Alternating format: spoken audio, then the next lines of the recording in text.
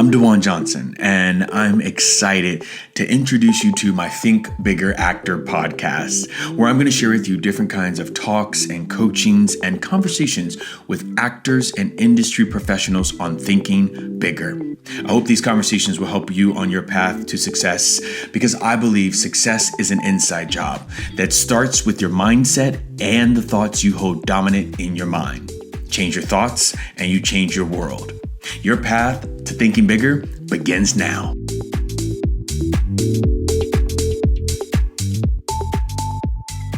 Hey, Jim Titus, how are you? What's up, DaJuan Johnson? I have to tell you that I was prepping for this podcast and I got so excited to just like talk to you. And I mean, we're friends. I talk to you. I can talk to you anytime I want. I just got to pick up the phone, right? Like, You do. I know. We should do that more often. We should do it more often, but I was really excited about this. And so, how have you been? I've been great, man. I have a baby girl who just turned a year old and a 12-year-old son. So, it's, my wife and I were laughing. We're about to have a teenager and a toddler at the same time, the two toughest, phases of parenting. So what were you thinking? I don't know, man, but it's going. It's going good though, man. No, it's right. Yeah. She's so cute. She's so cute. I saw a picture of her. Oh, yes. I think it was maybe yesterday or the day before, something like that on. I posted it. I don't ever post personal stuff, but it was on the 22nd. It was on her birthday. And okay. And I said, you know what? I'm gonna post a happy birthday picture. Yeah, which is very interesting because that's one of the things I want to talk to you about today, because I think you are a private person, right? And which is very interesting because in person, when you're your friend, you're not that private. I am not. and so it's very interesting to me. But I think we all have our personas, maybe, that we put out there. I don't have nobody has pictures of my kids out there, right? Do you know what I mean? I don't put pictures out there because I always had this sort of thing that I don't want my kids to be playing at the park and somebody who loves Bosch or wants something else is like, those are DaJuan's kids. And so, I just kind of always have had that in my mind. So I get it. Let's talk about you as an actor first. Let's do some rapid fire. The guests never know these questions. I'm just gonna see how you answer them. Okay, you ready? Right. Are you sweating? I am. Yeah. All right, here we go. Rapid fire. What's your favorite role you've ever played? Oh, that's a great question. I should have an answer for that. Right? He's played so many, y'all. He's played so many. No, I've played so many roles that were the same that it was, for such a long time in my career that I was making a living, man, as playing cops on TV and doing those co-stars, and I got very good at technically doing what I knew they wanted to see so I could get hired, but I had stripped all the artistry from it. So none of those were my favorite roles. They just kept, they allowed for me to support a family. But my favorite role, I would actually have to say, I did a short film right before the pandemic called Piece of Cake.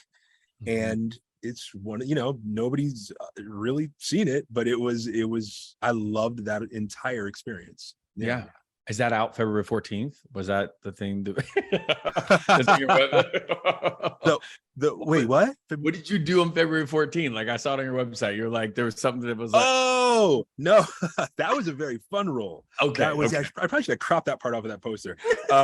No, I was just so excited. It was the first time I was ever on a one sheet that I was like, oh, cool. I put the whole thing up. But no, that was a movie called Eat Brains Love. That was a really fun role. We're actually doing the Blu-ray commentary for it in a couple of weeks. There's like a collector's edition coming out. So yeah, maybe I should say that's my no, it's very interesting, right? And I think one of the things that people like actors, they're out there and they are like barreling towards, like, the only thing that matters in their life and their career right now is getting that first network credit. Right. And it's like, I remember that, like, I got to get this network credit because somehow it legitimizes me as an actor, but that's funny because you've done co-star, we've done, and we'll talk about all the stuff you've done, but you've done all this stuff. And one of your favorite roles was a short film. Yep. And so it's very, I just want to put that out there for everybody, like that is like, this is what I have to do to be successful. And it's like, what if we saw that differently? Right. Yeah. Well, and I think that there's a difference between, because what is your favorite thing that you've done as an artist isn't necessarily the thing that's been the most beneficial to your career or anything like that. But, well, maybe not outwardly, I should say, because a lot of times what is your favorite role benefited you personally and built you up creatively, and that did benefit your career in ways that you may not even recognize. You know, it's not something that, oh, some producer saw you in and said, oh, we got to get that guy. But it affected your work, and that's what matters more than anything. Yeah.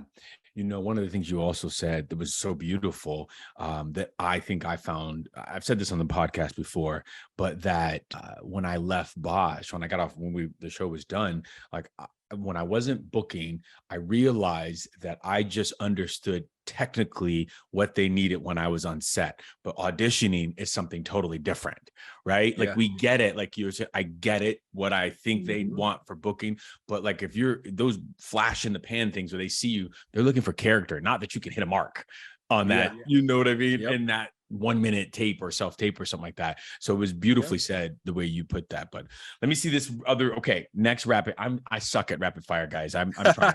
I'm not the person for rapid fire answers either. All right, here's a deep one for you. Why did you become an actor? Ooh, okay. I'm gonna try to not go too deep, because this is something that I've examined in therapy. I've went into it. I had a great childhood. I'm not, this is not going to be one of those stories, even though it may sound like that's what it's going into. That's my story, by the way.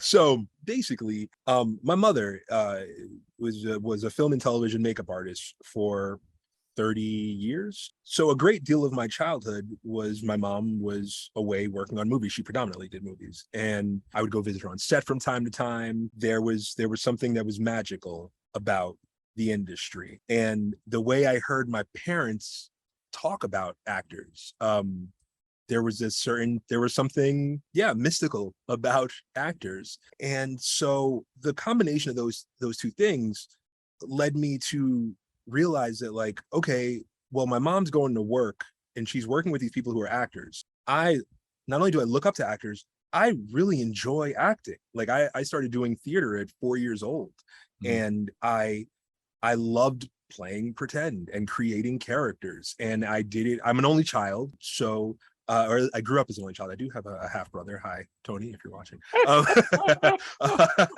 And I was always creating characters. I was always just having fun and playing pretend. I still do it to this day. I'll be in my car in traffic, and I'm just having a conversation with myself. I know a lot of people take medication for that, and that's not a joke on mental health. Like there's a fine line. Now this gets into an even deeper conversation, but there is a fine line where there's times I question my sanity.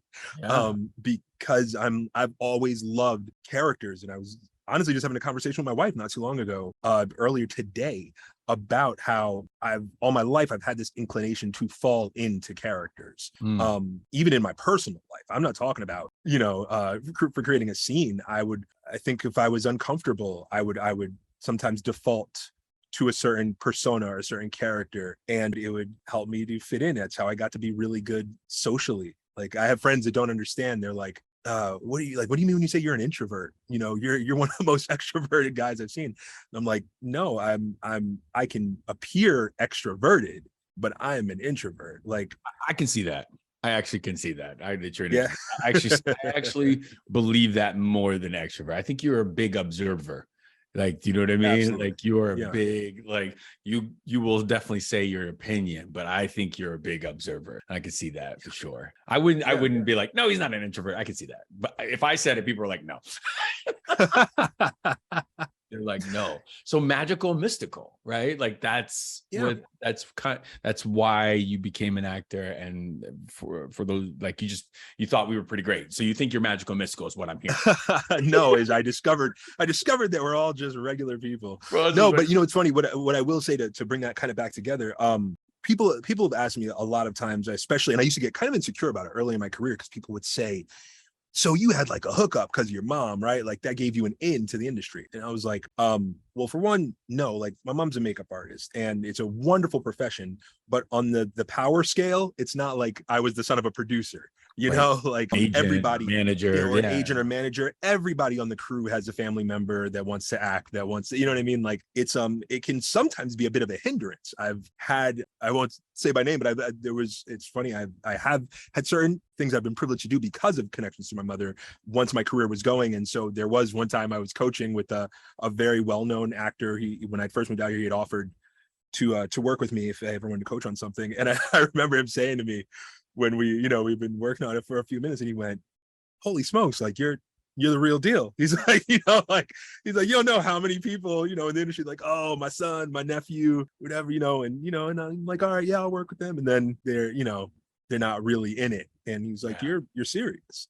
But what I was gonna say, sorry, see, I told you I ramble. I love it. What I was gonna say though is the advantage that I did get from it all was it was a job like any other job. It was, I saw my mom go to work with these actors. And so to where for most people, a large portion of people, I believe, who their dream is to be an actor, it's just that, right? It's a dream. And it doesn't seem like a tangible reality. For me, I was seeing those were just my mom's coworkers. So it was like, well, if that's that person's job, why can't it be my job? Yeah. And I also understood because of that, there's plenty of working actors making a great living who are not marquee names.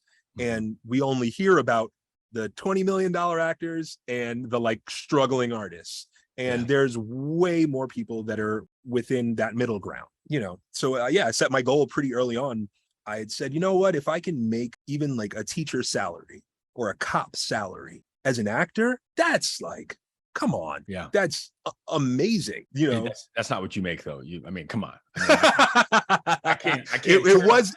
I can't turn on a voiceover. Come on. I can't even go to my favorite wing plate. It was what I made for a very, very, very long time. I made a teacher salary. I just want to make sure that we're not like downplaying all of this, but we met at the ABC Showcase, and that was probably like 6-7 years ago. I can't remember the year, to be honest. It might have been longer. Yeah. Like it feels a little bit. I won't say the number. Yeah, I know it was a bit ago, there's so much that's happened of that, but from there, from friends and to, like I was saying, I invited you to come into my pilot season group. And one of the real interesting memories about that is I remember you saying at one of the pilot season groups, you were just like, oh, they're for real here. What was that like? Tell me that again. I might be misquoting you. No, it was, so I admittedly did not come to that first pilot season meetup with my A game on. Like I've been in some other actors groups, and they're wonderful performers, but it's it's a bit more social playtime kind of thing. And while your group was very social, it was also like, we're here for business. Wait, I should probably tell people what I mean. So what I realized that after my boys came to live with me, that we adopted my sons, that I didn't want to miss bedtime, and sometimes classes are from like 6 to 10, and I didn't want to miss that. So everybody listening, I created this pilot season group I wanted to have community, and I wanted to be around other actors that were great, and I didn't want to spend my nights in a studio anymore. So I invited some friends to come over to my house every Tuesday morning to work out basically their acting, and I selected like 15 people, and it was great. And I invited you. That's the part I want to say. Now you go. No, it was, you invited me, and I was honored to be invited. I remember, I don't know if I told you this story. I may have, but because you had started it a couple of years beforehand, and there was a mutual friend of ours who was there. And then they said, oh, I was surprised you weren't at DaJuan's group. And I was like, I didn't get invited to DaJuan's group. I hear this so much, by the way. There are so many people who are holding. I just heard this like in July, by the way. Literally, my friend Keena was just like, so really? Like, and I was like, I only, it's a small space, y'all. Yeah. Go ahead. No, I get it. No. But yeah, so like when you invited me, I was like, all right, cool. All right. So me and DaJuan are cool. Okay, we're good. We're good. I was like, that's okay. I thought DaJuan didn't like me. I guess we're good. That's awesome. That's awesome. No, Yeah, I did but not. it I was an actually respected you. amazing group, and I miss it, man. I Yeah. miss it, and it was so. It's the group, I've been in a few actors workout groups, and it's the group that I grew the most, that I saw the most immediate effect from being around actors of that caliber. Yeah. Other groups, wonderful actors that I love working with, but there was something about,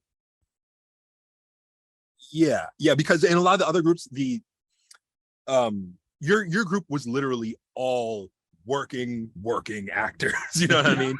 Like some of the other groups, and even some of the classes I've done with great acting coaches, you know, and they're like, oh yeah, we don't do like advanced, you know, or beginner. We kind of just have everybody in together.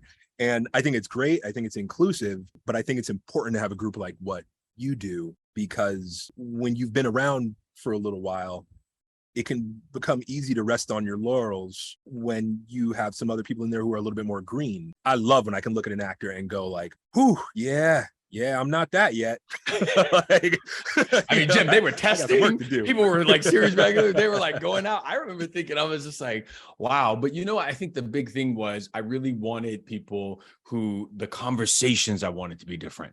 I wanted the conversations, I wanted the acting to be different. And for myself too, like there were people there I was just like, you know, I looked up to, but I also think that that group of actor gets left out a lot, right? Literally gets left out, because where the money is, or where the thing is usually where you say a greener actor is.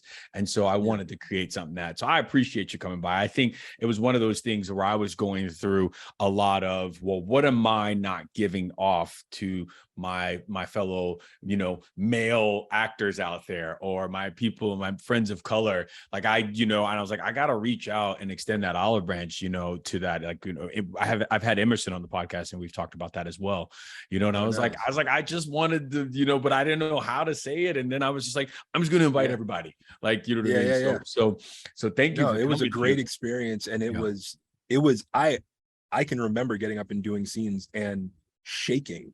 Like I'm dead serious. Like, and there's a thing, I think I may have talked about this with you briefly. Like, it's funny, like I can go in an audition room and be fine. I can, you know, that's different. On set, it's no problem. But there's something about sometimes being around a group of my peers, sometimes just my actor friends, I get more nervous because I think there is, it's funny. I think it's on the Friends reunion, Matt LeBlanc talks about how he hates watching himself, right? And he says that he's like, because everything I see myself in, I know that's not me. I'm like, that's fake. Everything looks fake to me. So there's a thing about performing around people that have had a chance to get to know you, that they can sense things that are false. And it's all artifice, because it's all performance. Even though I know we're finding the truth and we're bringing our honesty to it, there's always going to be a level of artifice, because it's just not you. You know? I know that's not what some actors would want to say, and I know that's probably not what I'm supposed to say about the craft, but it's the truth. Like, we're playing pretend. We are. I mean, that's what, you know, that's what we're doing. But that, you know, we came back around after the pilot season group, and you were there, and then, you know, we were in that space where we were shadowing, you know, at a big place there. And I think it was very interesting to be back in that space and, you know, be around everything that was around everything. I've talked about it. I didn't have the best time. I think for whatever reason, that we don't have to go into any of that. I didn't have. I remember in the moment. I remember being like, "Oh, DaJuan's not really enjoying this." I think there's a game that I am equipped to play, and I can play it well. I can play a game, but like when I get over that threshold of watching this game being played in Hollywood, and it's just not fair at all. I mean, not even fair. It's just rude. I just can't get over it. But I understand that stuff that I had to work out in therapy. Like, how, if you're going to be in these spaces, then like, how do we either excuse ourselves or how do we talk up and move past it? You know what I mean? And so Definitely. so that was not something I was equipped to do because I wasn't prepared for a couple of things that happened there. But this is not about me, but this is what I wanted to ask you is like, what do you think you took away from that? Because that's a big experience that not a lot of people get, right? Like, so absolutely. shadowing. That was the first time in my life I ever believed when they say that casting decisions aren't personal. Oh, me too. Heard it for years, well over a decade before that, never believed it. Yeah. Being in that situation, I was like, oh, it's really not personal at all. Like, it's business. It's and that another thing, I'm like, probably shouldn't say this, but the truth is the fact of the matter that the best actor doesn't always get the role. No. The best actor often does not get the role. No. You know, it was, I mean, it's, yeah, you know, we could, you guys have to catch us in person when it's not recorded and we'll talk about that. you know, but I think you and I, Jim, have we might have, like, I believe there's space for people to change and grow. I think, you know, you and I had a similar MO maybe in the beginning, like, let's network, let's get around the people, be in the spaces where people need to see us. And I think I think that was similar. And I don't want to put that in your mouth if that's not true for you on your part. But I think it was, I think we may have had different motivations with why we were networking. Because for me, that was right after I had lost 100 pounds. So like, for real, everybody listening, for real. Like I did, Jim changed completely from you know, I was 308 pounds at my heaviest. And there's literally the picture of me on Pretty Little Liars from season 1. I see it. Where people are like, you photoshopped that, right? And I'm like, no, that was me, you know. Literally, since I was on that show for 7 seasons, couple episodes, you know, I would guest star a couple episodes per season. There are people that don't realize that's the same actor playing that cop. Because I was fat, I lost weight, I gained it back, I lost some more, gained it again, you know. So it's pretty wild. But anyway, your motivation. So I had gotten to this place that I realized, even though I had been through the program as an actor, and I wanted to see what happened behind the scenes, I also did want to be seen, like you're saying, by those people, because I wanted them to have a sense of who I was now. Because they knew kind of fat Jim. They didn't know fattish Jim. They knew kind of fat Jim, you know? And while I'm still the same person, essentially, it's different when they just see, oh, here's my new headshot. And it's, wow, you look really great. You got in shape. Versus they're seeing you in person. They're seeing you in your body. They're seeing you move around. They're talking to you. They're having conversations. They get a sense of who you are. And it completely changed the roles that I started getting seen for at ABC. Yeah, good. It was a good experience for that purpose, I think. But I also think it was just seeing the casting process, man. I'm like, how does anybody get cast? It's like, you know, I walked out of some of those things and I was just like, you should feel, and the positive thing there is like, it isn't personal, right? Like to really think that, but then you're also thinking like it's like a Neptune Returns type thing. We got like, how do you I know it's like, damn, can it be a little personal maybe? Exactly, right. You know, but it really, casting is not. And so I'd have to say that I learned that too, and that it's not always about the creative side. It's not. It was the same thing going through that process when shadowing was. You would see people perform. I remember one actor in particular. He came in that first day and we were all passing his picture. Everybody was like, this guy is a star, you know? And by the end of it, he didn't make the showcase and he kind of hadn't wowed everybody. You know, his star kind of burned, you know? He was a decent actor, don't get me wrong. By the showcase or by the audition process?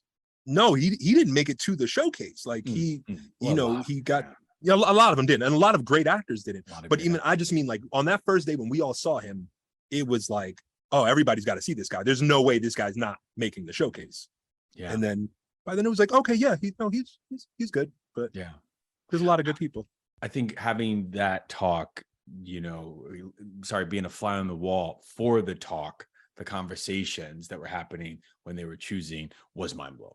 that was mind blowing. Oh yeah. You know, and if you're ever at a big agency or you're ever, you know, testing, you have to go to network and studio, just how many people really do have to sign off on you, and how one person really make the, I don't know, and really just be an off day for that person is like, I'm digging my heels in here. And so that person is like, you know, that is X'd out, that actor is X'd out because of that. And so I have to say that if I'm looking back on it with my positive eyes or with my open heart, that part was a great experience for that. So yeah. I definitely had to say, but you've shadowed, I guess we can't call understudying shadowing, but you did some pretty freaking major understudying, shadowing, you know, with being Damon Wayans understudy. I mean, just tell me about that. I mean, like, that is great because I want to know, talk about what you might have learned from an OG great. Like, that experience was the live version of what? Different Strokes, right? Yeah, live version of Norman Different Lear. Strokes. Yeah. So that's actually kind of a funny story. First of all, I didn't know that that's how their process worked. Obviously, it makes perfect sense. They're putting on a live show. So just like theater, you have to have an understudy in case something goes wrong. But the process is kind of funny because we're not used to, you know, I mean, I've done plenty of theater, but I'm not used to the understudy process for television. I get a call from my agent.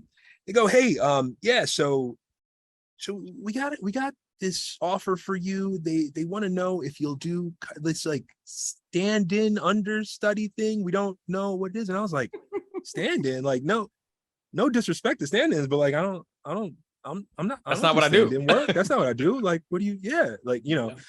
And I go, well, you know, get some details about it, whatever. Like, you know, maybe they got me confused with somebody, you know. Yeah. And so my agent calls back. They're like, so here's the offer, and it's like, it's principal pay on a weekly contract, and it's, you know, and if I was, wait, hold on, is how much? You know, they started hitting me with the numbers. And sorry, no, it wasn't it was on, they were paying the daily contract. I don't know if I'm supposed to talk about these numbers, but I think, well, we are a podcast where I think it's important to talk about numbers and things. Okay. People, if not, then we don't know. Yeah. So I'm always talking about numbers. So thank you. Okay. So I won't say if you want, by the way. Yeah, if you want, y'all can look up the numbers and everything if you want. But it was daily scale, as if you're a principal on a TV show, but you were there for a week instead of they put you on a daily contract. So it was a nice little chunk of change for a week of sitting around. You know, as an understudy, there's not really a lot of pressure there. And so I thought, I will say. So because you're like, what? This is, look, it's the weirdest job in the world to have for that 1 week, because if I were to have ended up performing, it would have been the most amazing experience for me, while at the same time being the biggest disappointment to the television audience that tuned in to see Damon Wayans and sees Officer Barry Maple from Pretty Little Liars show up. You know what I mean? Yeah. Like, when you realize, like, oh man, nobody's gonna be rooting for me if I'm if I end up the understudy. Everybody's gonna be like, what happened? We saw Damon Wayans being promoted for this. And now, you know, so it's a really strange place to be in. But anyway, I learned so much, and it was awesome watching Damon Wayans, Kevin Hart, John Lithgow, and Dowd. That was Snoop Dogg. That was our cast. And then it was also Facts of Life, was it was an episode of each. So we were watching them rehearse and perform and get their characters down and everything. So it was also, you know, Jennifer Aniston, Gabrielle Union, Catherine Hahn. I mean, it was amazing. I'm leaving people out, I know, but I can't list everybody. But they're not like they're sitting around like, oh, he didn't mention me. What would you say though, like, was like a big takeaway from that stuff? I mean, you have all these greats that you're prepared. Watching. What does that mean? Prepared, and just like know your stuff, man. It was like, get your character, get it in your bones, and we all have to get there. Like, that was the amazing thing. Even when we show up on set, and we're used to working on set with these actors that we really respect their work, they've done the large majority of their work before we're on set with them, right? So this was really wild to see actors of that caliber working things out really not having lines down because it was all, they'd just gotten it pretty fresh, and, you know, really getting into their characters. And so really getting to see them work through it was absolutely just mind blowing. And as an actor, though, in terms of having to be prepared, and this is, you may have an experience where you're on set and you get to take it in, and that's what so much of it was. It's like, oh, you're an understudy, there's you know, everything's going to be fine, because they do forewarn you. Now, it's not like an understudy in theater where you get to go and you get to do your blocking and you get to, you know, really work it out. You literally just have to watch them do the blocking and learn it all by viewing it. And if you get called up to perform, you got to hit that stage, and you got to be able to hit every mark. You got to be able to do all the things that they needed. And interestingly enough, they do a live audience show. They do a backup taping, and then they do the actual live show. And the live audience show, Damon and Kevin were not there. And Kevin's understudy, he got the heads up about a week beforehand. I showed up to set that morning, and they said, hey, surprise, you're on tonight for the live audience show. You're performing the whole show live opposite John Lithgow, you know. And I was like, whoa, okay, this is serious, you know? Yeah. And it was an amazing experience. And it was just as what we've talked about before. It was just an experience that existed in that moment. It wasn't actually filmed. It was just for the, you know, there's a live audience. It was for everybody that was there that day. All the executives were there. Norman Lear's there, you know, Jimmy Kimmel, everybody. It's done as if it's the real show. It was great. Came to set the next day, you know, we felt like rock stars, because there was a really, really cool moment when, you know, we're sitting around and we're running our lines, and a PA comes over and they're like, John Lithgow is requesting that you guys come to his trailer to run lines. We're like, all right, cool, let's do this. So we go in. John Lithgow, amazingly one of the nicest people you'll ever meet. And we go through, we get through the first few lines, and he just goes like, whoa, oh, okay, like, this is actually going to be good. I had some friends that are coming tonight, and you know, he's like, I had let them know that it was going to be understudies doing it, and, you know, I wasn't sure, you know, if they still wanted to come tonight. And he's like, but you guys are on, you know. Yeah. And it was, you know, it was such an amazing experience. And so it was wild to have all those people there coming up to us, just commending us, and just they couldn't believe the level that we performed at, particularly because they had been going through the rehearsals the whole time, and we were just sitting there watching them. And then they saw us just jump up, and I mean, and Dowd, she said just some amazingly wonderful things I'll carry with me through my entire career. And it was funny to go through all that. And then we showed back up, you know, the next day, and it's like, all right, the stars are back. You're the understudies, and nobody. Such a mind F, right? Like a little bit of you getting the opportunity to do something you finally wanted to do something in front of execs, you know, an audience. And then it's like, did that really happen? There's no footage. There's no nothing. Like, it's just this one thing that just happened. How do you reconcile that? You know, because again, like we talked about a second ago, the older version of Jim that I once knew, those are great networking moments, but I don't think you're probably in that space anymore. Because networking doesn't pay doesn't put food in your stomach. It's wild. It's you just have to take it for what it is. Because if you get too caught up in just the idea of like, oh man, I wish more people could have seen that. I wish I had a way to get that in front of people. You know, it's with that particular situation, there was nothing to be done about it. Now with some things, there's still a way you can kind of get some eyes on it or whatever. You didn't bootleg it? You didn't have anybody in the corner like I wish. Like, I mean, you know what I mean? I have some still photos, because I had somebody behind. I was like, look, all right, do me a favor. The monitor's on. Take some pictures of the monitor. So I got a bunch of pictures of the performance, but there's no actual video footage of it, you know? All right. Well, we got to teach you, man. You got a little bootleg going on. Come on. You got to do that, you know, but I think it's funny because we had this, you know, behind the scenes talk about just like moving in secret. You know what I mean? And this is one of those things that, again, that you've done so well, like again, career high. And I don't know, what do you do with that? Is that something you can put on your resume, something that your people can pitch you with? And there's so many things. That's funny because I'm making like an EPK right now. And I was like, yeah, that's going on my EPK. Like, Absolutely. that's where it can sit. You know, I got I got the picture of me and, you know, and John Lithgow, you know, like that, of us on stage performing, and a little blurb about it. Boom, that goes in the EPK. That's the most publicity I'll get out of it, but that's where that can live. But everything else, it was all about the experience I got from it. Yeah. And I learned a lot from that experience. Yeah. I mean, James Burrows was the director. Forget all those. It was James Burrows directing. Like, that's a master class, you know?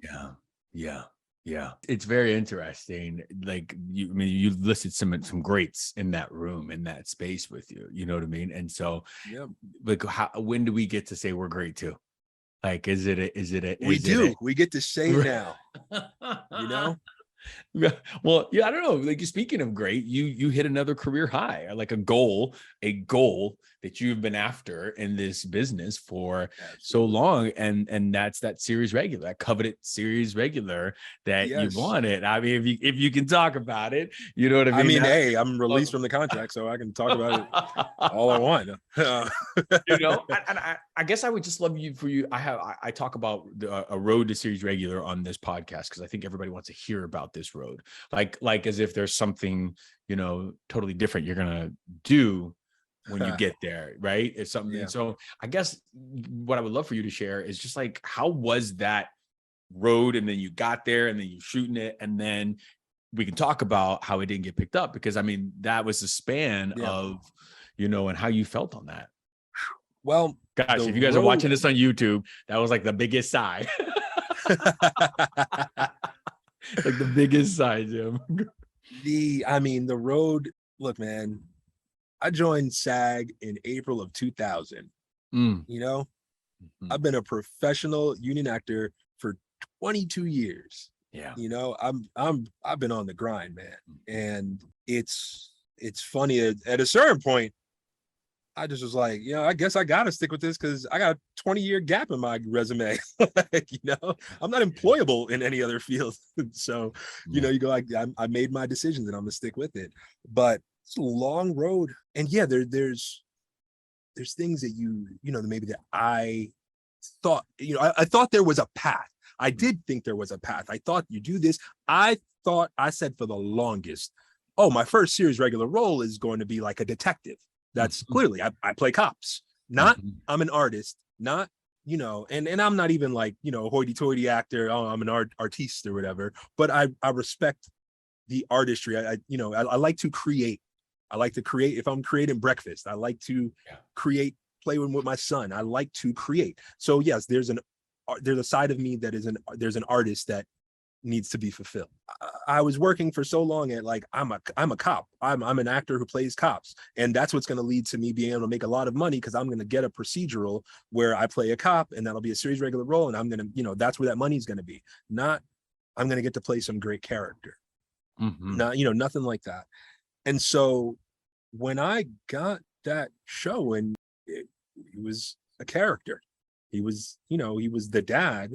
It was a family sitcom, but he wasn't a cop. You first dropped in with self-tape, right? Like, if we did that, is that? Yes. Like, I mean, I want to back it up for everybody. You don't mind.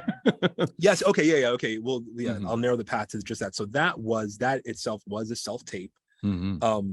That I use this. There's a service called We Audition that I've started to use sometimes. That I love. I think it's amazing for actors. So I did my self-tape on there, found phenomenal scene partner. Oh, it's gonna bug me that I can't think of her name I can think of her Instagram handle. It's French Vendette, I believe. Phenomenal. She was phenomenal. Her number just went up. Everybody's gonna be following her. Go ahead. And her name is Erica. And she was fantastic. And we worked through that character, you know, and I will say, I came into it. She was like, I don't want to mess with it too much. She's like, you pretty much, you got it, you know, but she helped me fine tune. I fine tuned it. And so, but, you know, submitted the self-tape. It went well, got the call that I was going to be testing. To back it up, it was my second time testing. You know, I'd been around for quite some time, and I never tested until 2019. I tested for a lead on an NBC sitcom. And so I remember having a manager who had said, again, this is the path we talked, the things that we think we need to do. Where the manager saying, if I just get you to the level where you test, once you've tested, then that changes things. So I remember 2019, 2020 season. It's like, I tested. I'm an actor who tests. I tested. Now everything's gonna change, Spoiler alert, it did not change. The roles I started auditioning for, they did change in due time. What I will say is it did open up some other roles, but that was right before the pandemic. So then things slowed down. And so then I got to, it had been about 2 years now. So I had not tested again. I remember going from like, oh man, is that going to be my story? Like, oh, I tested once, And then, so when I got the call that I was going to be testing for this, after the call, we had a great callback after the self-tape. Then there was a callback. We did chemistry reads. Yeah, no, it was chemistry. Yeah, it was chemistry reads and then testing. Yeah. So, but yeah, so after those chemistry read callbacks, then I got the call I'd be testing, and I was like, all right, I'm an actor who tests. I'm not an actor who tested once, like, Jim, before you finish this, I just want to say, we pretty much tested a billion times at ABC, like that. Yeah, like that literally was the test, like the same thing with every exec. We had the VP of casting over and over watching our stuff, like everybody who was going to approve that test, network, studio, was in that room. You've tested. You're not just a flash in the pan. Like when we walk in and out. I'm just gonna let you. I'm not gonna let you. That's not. I'm gonna hype you up, because there were a lot of people who didn't make it to the round that we made it to, and then the next day that we made it to. So, and we have, which is really, really big. We have people at NBC now who know us. Yeah. We have people at Apple, at Amazon that have gone to different places, ABC. Yeah. And so, I think it's those barriers that we put in our mind about what our acting, what it means to get to the next level, that we forget we're already at that level, And I just want to say that. All right, you can tell your story. I'm talking about the test though. When they give you that contract on the dotted line, and you see those numbers. That's what I'm talking about. Well, when you got that 5-year contract signed, that that's a whole nother psychologically. Well, that's only different. That's a whole other level. That's only different because of our year. Because subsequent years, when they were going into the showcase, we're getting so that's true. Okay, all right, you win. No, but I'm saying, right? Remember, they were getting these whole things that they were signing. So that's true. That is true. We just didn't have to do that. Yeah. We just didn't have to do it. Yeah. We're the chumps. Yeah, right. We were doing all that work for free. We're doing all that work for free. So no, but seriously. So, all right. So let me just bring us back to that. So you got it. You're in there. You said you were testing with Nickelodeon. So you went and tested. That was it is true. And anybody who doesn't know what testing is, it's like one of 3. It could be one of 5. You're in that room. You're signing this contract for the next 5 years. You negotiated $50K or $30K or whatever it is, whatever these things are, just to catch everybody up to it. So you've done that, and then you get the call that what happened? You booked that. I booked it, and it was there was a minute leading up to that. We were waiting to hear, and heard it went well, but didn't know. And also, let me say that all of this was happening while I was understudying for Damon.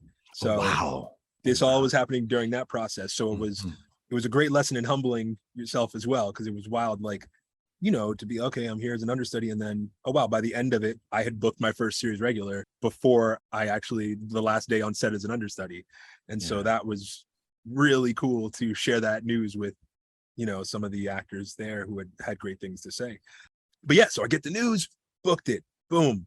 All right. We're doing that. So we go, we have the table read. Table read goes great. The filming process, we had an amazing director named Paul Mather, or Mather, I should ask the correct pronunciation, but he was phenomenal. Really, really great guy. So much fun to work with. And the kids were phenomenal. It was a dream job.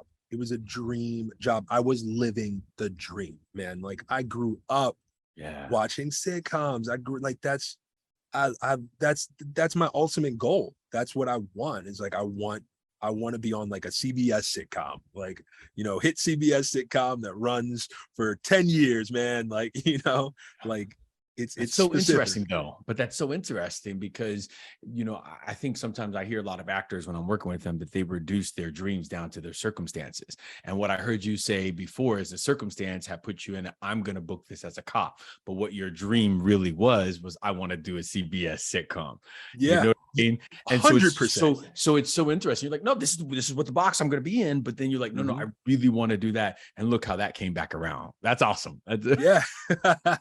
It's true, man. It's true. Yeah. It's wild. It's wild. And yeah. So, it was a dream experience. Like just to walk into, wow, this is my sitcom home. This is my, like stepping onto that set and really taking it all in and being like, man, I'm here. Like this is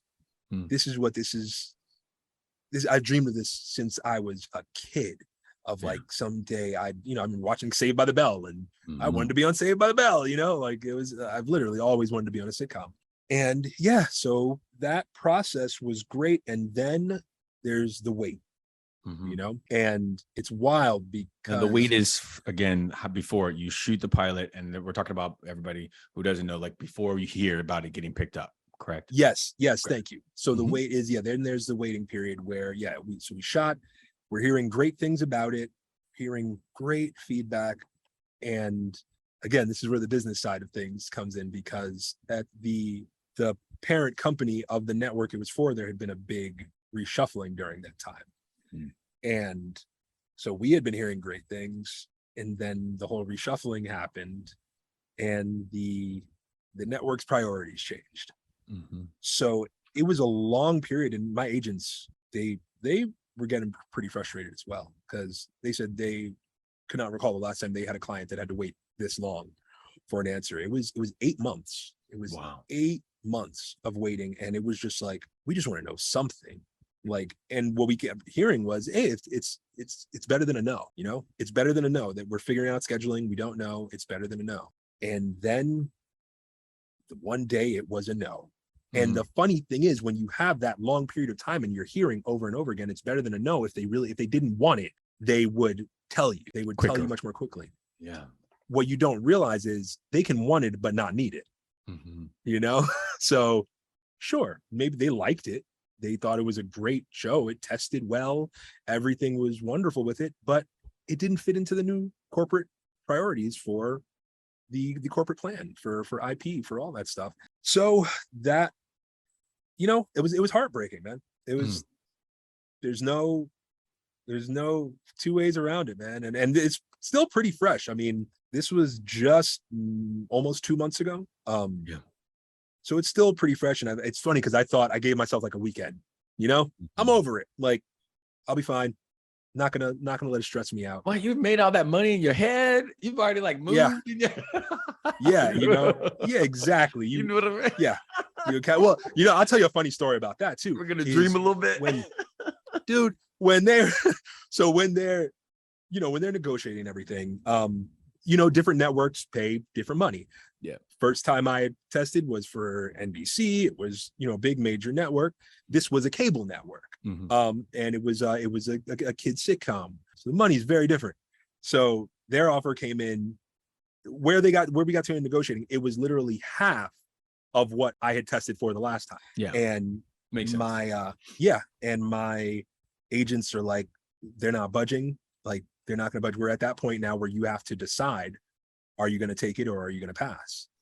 And I was like, wait, pass on being a series regular? Like, I mean, don't tell them I said this, but no, like I would have taken the first offer, know? Yeah. But it was funny because my agents kept apologizing. Man, we wish it was more money. We're really sorry that it's not. And I was like, and the funny thing is, it was before they told me the number, the final number. They're apologizing. I was like, look, I need you guys to tell me the number. I need to know what terrible money is that you're talking about. Then they hit me with the number, and I said, look, I'm an actor that worked at scale for I don't know how long. I know that sounds like terrible money to y'all. That sounds like a dream come true to be paid that to be acting. Yeah. Fast forward 8 months of waiting, you realize, oh, this is why they were apologizing. Because that check you got for that pilot is great money when you're signing the contract. And this is what you're going to make weekly. Mm-hmm. But once 8 months go by and you look at that money and you start breaking it down, okay, well, now I was paid that for 8 months. Mm-hmm. Now I didn't make as much as I was making guest starring. You know what I mean? Like, all of a sudden it's not so incredible and mind blowing. It's still, look, it ain't digging ditches, man. Like, it's still great money for incredibly privileged profession. So don't get me wrong. But on the business side of things, you start to get it. You do. You really do. But yeah, so I'm just coming. Man, I'm kind of fresh out of that. It was wild too, because during that waiting period, you're under contract. Yep. And when you're under contract for a kid's show, it's very restricted. Mm-hmm. There's a lot of stuff you cannot do because you are now representing a kid's brand, and so it's hard. It was hard to get seen for stuff. And there was a lot of stuff too, where, because at first, they're like, all right, we'll get you in second position for something, as for anybody watching, it's not an actor, if you're in first position for a show, you can still be in second position for another show, which means that the other show has first refusal. They are the ones that they're your backup basically. And the thing is, nobody wants you as their backup. That was the thing. That's sure for big name actors, people are glad to take them in second position. For your regular journeyman actor, it's a harder sell. It's a harder sell. I think it's why this conversation is so great, because it is the business side. And I think once we arrive, it's gonna answer all of our problems, right? Once we get that title, once we get that, billing that we've been looking for, then all of a sudden we're like, this is going to answer it. And then there's people who get fired at table reads. There's people who shows get canceled. There's people who have a season of the show and it gets canceled. And we never really talk about that. And I think that's important to hear how you came back from it, or how it's still fresh and how you still, do that. I think also everybody should know out there that whether you're working for a kid show or a major network or a streamer or whatever, they're going to make you sign something about behavior or so it's probably more restrictive with a kid show because of what you're very restricted in what you can guest, like your other performances. Other performances, but also like what you're posting. Like absolutely. Like I had to sign still, like I can't even so I get that stuff that you're doing that. But again, I guess I want to, before we land this plane, I want to ask you that a lot of this stuff you've been doing, Jim, has been amazing. It's been pretty great, right? Understudying and being out there. We've been shadowing. You've booked your series regular, and a lot of it isn't seen by the masses, right? And so, I'm just wondering, does it count for you? Right? Because, and then it's going to beg the question, if it doesn't count, like, why are we doing this? Do we want to be seen? Like, does it not mean, it's like if a tree falls in the woods, does it make a sound? It's like, so if you book a series regular and nobody quote unquote sees you on TV or knows about it, is it really a series regular? I don't know. I'm just wondering where you stand on that. Now this is where we get into a situation of the business side of things versus the personal, the creative, the ego, whatever, all that stuff, right? Because on the business side of things, my resume now forever says series regular. No matter if I never booked another series regular, which I will. Like, don't put that out there. But it's like, no matter what, you can't take that away from me. My resume says series regular now. So that does change things in terms of the auditions that I have gotten since then. I was already getting great auditions, but now I'm getting even better auditions. And now, I'm getting, it's wild. I get seen for some great stuff, and not as many as I would like sometimes, but but isn't that all of us? But does it count? Yes. And I have a bit of an existential struggle with that, because look, I was a kid when I joined SAG, when I was, 19 years old, I think. I literally wore a hat. And this is before, like, when you would go get your stuff, like, you could just order something easily custom printed off of Amazon or whatever. But there was this place in the Manhattan Mall, because I still live I'm from New York originally. And in the Manhattan Mall, and you can get a personalized cool embroidered hat and all these cool fonts, whatever. And I got a hat made that said future celebrity.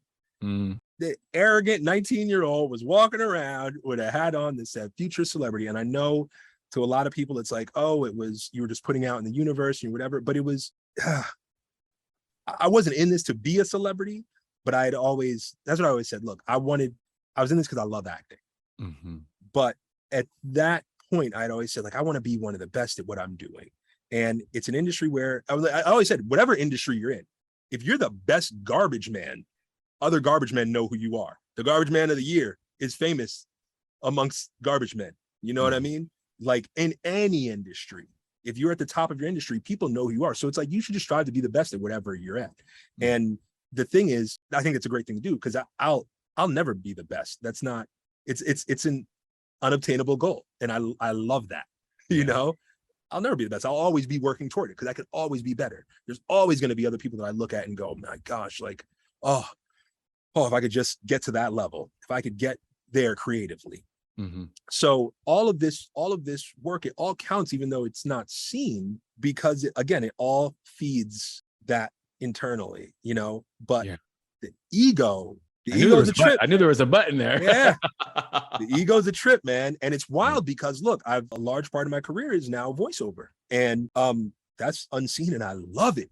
I love it. Like, I remember saying to my wife, like, oh, wow, I had never considered that I could do this well in my career without being famous. I thought it was, that's, there's a better way to put that. But yeah, that I could have this level of stress come off without being famous. I thought you had to be at a certain level, like, for, you know, you kind of like breathe a little bit. And VO provided this stability that allowed me to breathe a little, and it changed my approach to things, because there that level of desperation. I don't go into auditions anymore where I have to get that role. Is this money we're talking though? Is it money? We're talking money, and we're talking creatively.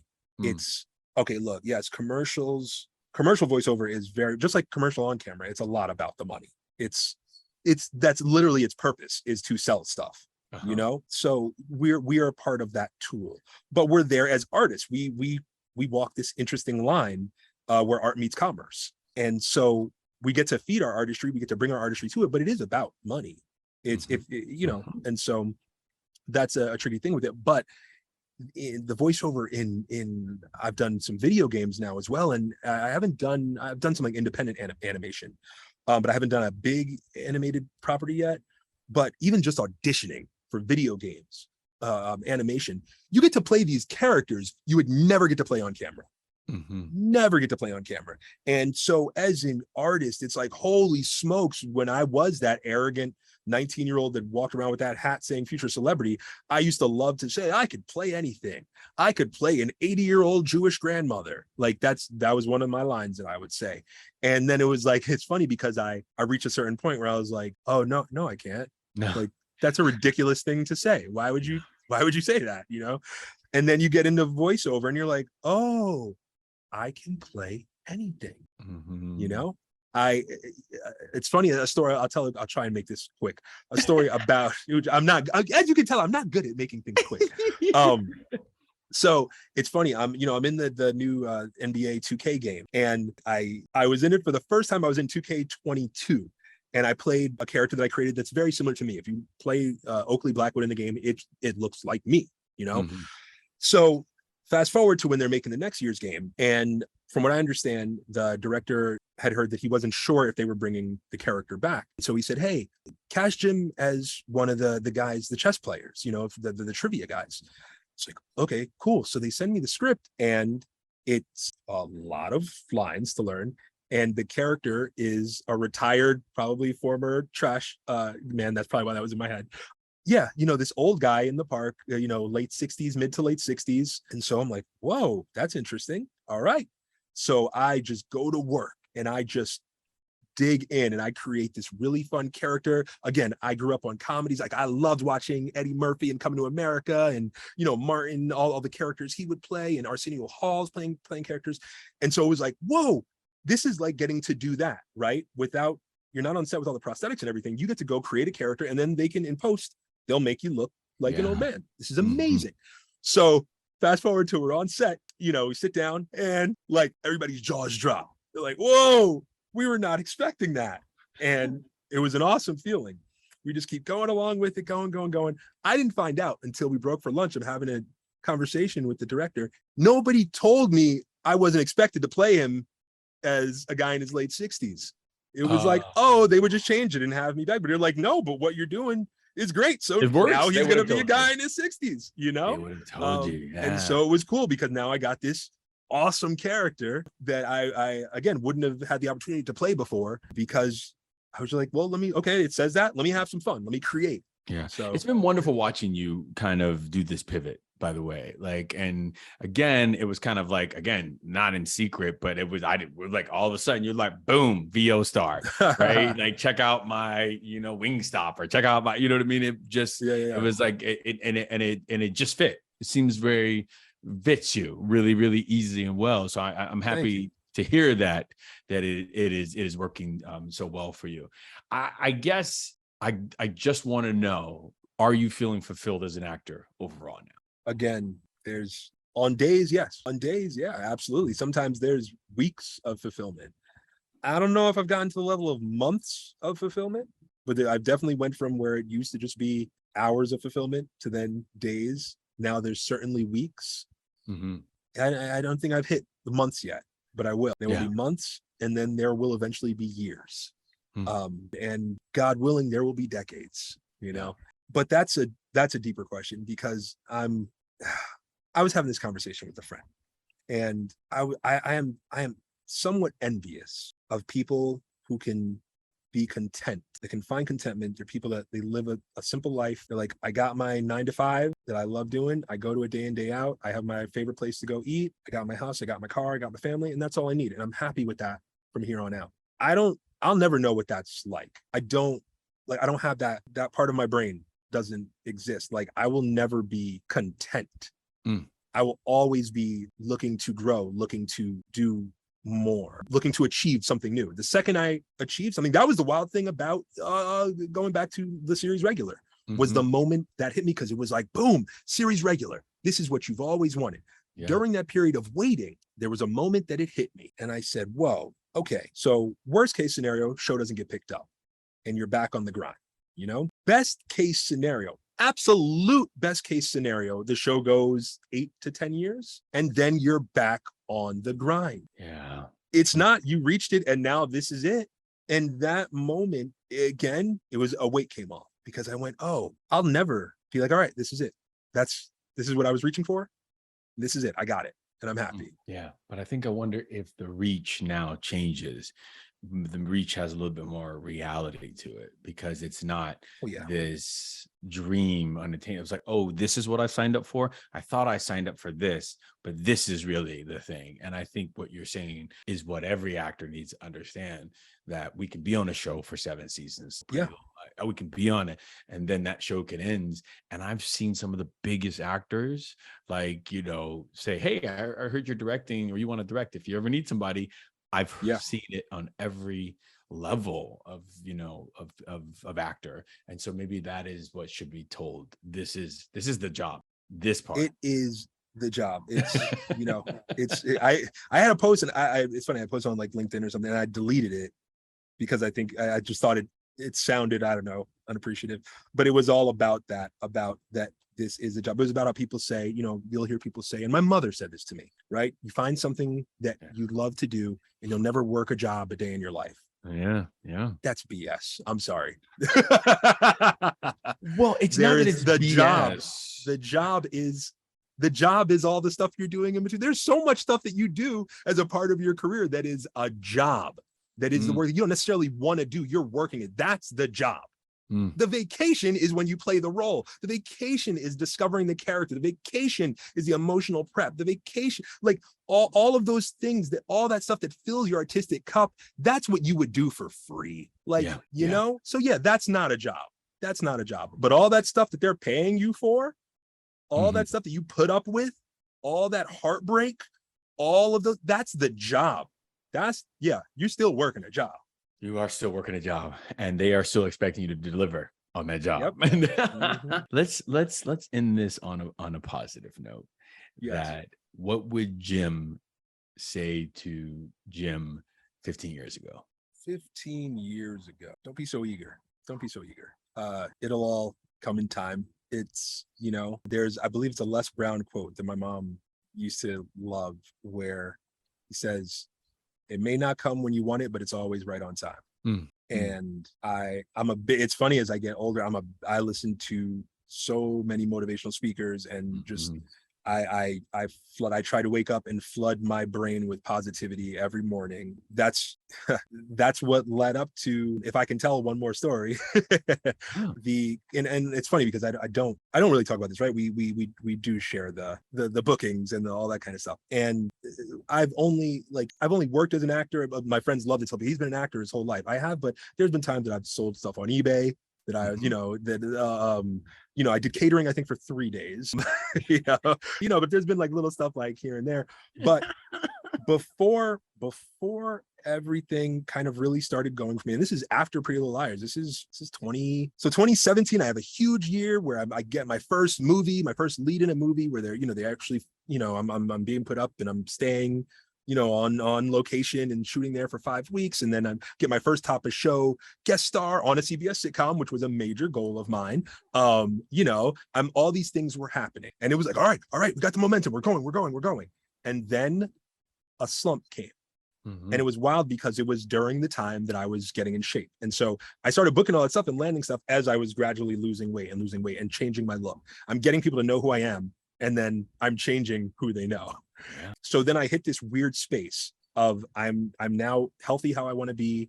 I'm, I like what I see in the mirror, all that, but my career all of a sudden doesn't have the momentum it had at that moment. So now I was doing Lyft, I was doing DoorDash, yeah, and so I had reached a point that I was like, man, like, all right, I'm gonna do DoorDash for, and so I started doing voiceover. I'll take this back. I started studying voiceover in like 2015, and that was when I first started dipping my toes. And then I was doing some stuff here and there and booking some little things here and there, but I was working at it. And so at this point, I'm not dead broke, but things are, look, I'm calling my mom to borrow money from time to time, and I'm, and I got a wife and kid, you know what I mean? Like, that's, Yeah. this is real, man. This is, people go, "Oh man, you support your family as an actor." Like, look, there were some tough times, Yeah. and so I'm doing DoorDash and all that. I go, okay, I'm gonna do DoorDash for a little while longer, and you know what? If I gotta finally just get a real job, I'll get a regular job. I'll get a regular job, and on my lunch breaks and stuff, I can sneak out. I can still do voiceover auditions. I don't have to go in person. I could do voiceover auditions from a regular job. I could still work at that, so I don't have to give up my dream, right? So that so that's what I have in my mind. Then I get the call from ABC to shadow, and I'd wanted to shadow for years. I go, man, I'm dead broke. They want you to come shadow unpaid. Yeah. For a healthy amount of time. I go, I'll make it work. Because I really want that experience. So during that, I don't think I showed it too much when I was there, but I was doing DoorDash, then showing up to ABC, pulling out that gate, turning DoorDash on, going, doing Uber Eats or not Uber Eats, whatever, Postmates or whatever. I was doing them all. Very humbling moment. On one Saturday, I had to deliver to ABC. So going through all that. So I'm going through the process. I'm going, all right. Well, after this showcase is over, if I got to get a regular job, I'll get a regular job. I'm gonna stick with this throughout this. Then the last 2 weeks of showcase, I get a call from my manager and says, "Hey, there's this really great play, and they're having a really tough time casting the lead, and producers would like to see you for it. It's small, independent, they're kind of workshopping it. So, it only pays $500, and that's for the entire 6 weeks of, rehearsals and the 4-week run." So, like, goodness gracious.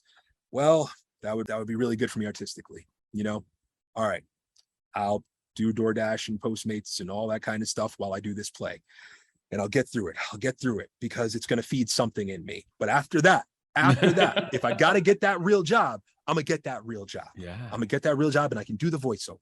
So I do the play. That's going. We get towards the end of the play, and I get an audition for it's just like a co-star role, but it's on a sitcom. Again, sitcoms are like my dream gig. And it was on Man with a Plan. I get to be opposite Matt LeBlanc.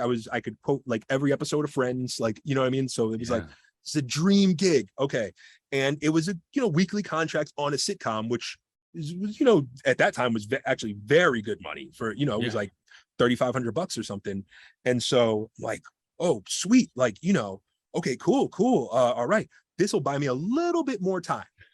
I can do, again, if I got to get a job after the sitcom, I'll get the job, but all right, this gives me a little bit that I can work with, and not a lot, but it's a little bit. So I'm there doing everything. One day I'm on set for the sitcom, and my agent, my voiceover agent, calls and says, hey, we have one of the rare in-person auditions. It's for Wingstop. If you can make it there. And I'm like, I'm on set doing a sitcom, I'll try my best, to get there. And I'm like, well, we wrapped early, so I can make it. I get over there, I audition for Wingstop, and I'm still like, okay, cool. That was great. Audition went well. It was really exciting though, because I was like, okay, cool. This could be a big deal. There were 2 scripts. And so if they do 2 versions of each script, that's 4 commercials. I could end up being the voice of 4 commercials. That's amazing. It's amazing, And so I'm like, all right, this is a big deal. So this is the part of the story you'll really love. As we're, waiting, we're hearing, okay, the casting director loves you. They love you, but you still don't officially have an offer. Excuse me. But everybody loves you, but they're, like you said, there's so many people that have to sign off. Yeah. There's one person that doesn't sign off. So I'm waiting. Things sound good. I don't know. I'm still doing DoorDash and stuff. So I'm out doing DoorDash, and there's one day I'm like, all right, I'm just tired, and I'm ready to go home. I was like, you know what? But I'm the type that I like to push myself. You're tired, push yourself just a little bit more. And I said, I'm gonna do one more delivery. And so I'm waiting around, ding, the thing goes off. It was a hot wing place, not Wingstop, but it's a hot wing place. And I go, oh, that's ironic. that pops up as a hot wing place. That funny. Yeah. Yeah. I go to pick it up.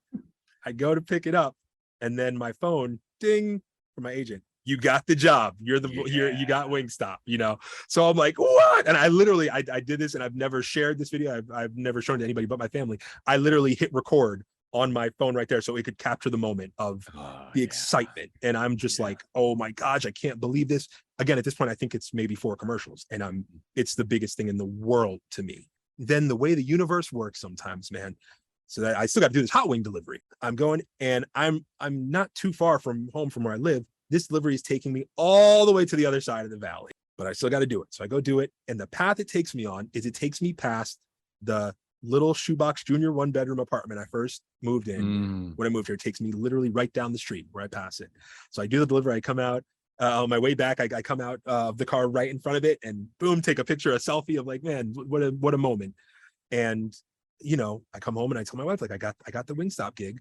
Then, the icing on the cake was then when I'm like, all right, might be 4 commercials. And then they send the scripts like the night before, and I'm like, wait, it's 14 commercials. I was like, whoa, that's kind of a big deal. And I still don't know.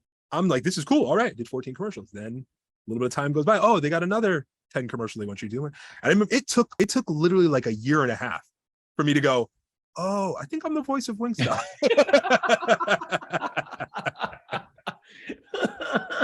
It's interesting because, like, listen, I haven't heard this story, but I know about your success there, and how much ease comes with money, man. Yep. Like, do you know what I mean? Like, just like giving you a little bit of space and grace, it sounds like, for your career and stuff like that. And I think we get a bad rap when we want to like say, I'm okay saying I want to make some money. I'm okay saying that I, am doing some things for money. I think we artists, wherever that starving artist thing came from, we don't have to subscribe to that. And I'm so happy you didn't give up. Do you know what I mean? In his face, because we wouldn't have this beautiful story. I'm not going to ask him to share the video, y'all. So don't ask. Not happening. No, Jim, that's my own personal private video that I pull out and watch from time to time to remind myself. You're pretty inspiring, man. I'm glad we connected, and we, continue to connect. And I value your friendship, and, just seeing somebody like yourself not hustle, but just navigate this business is just beautiful to see. Thanks, Jim, for coming in.